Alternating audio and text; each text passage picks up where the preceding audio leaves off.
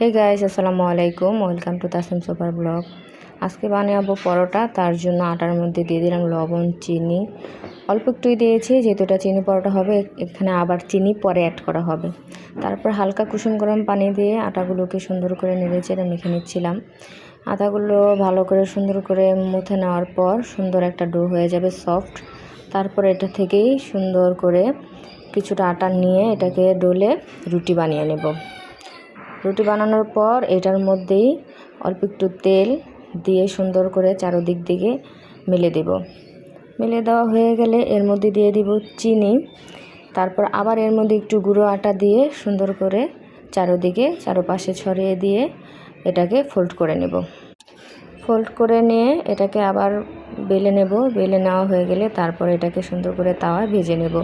এপিট এপিট করে সুন্দর করে লাল লাল করে ভেজে নেব। আমার রুটিগুলো সবগুলোই ভাজা হয়ে গেছে, আপনাদের শুধু একটাই দেখিয়েছি।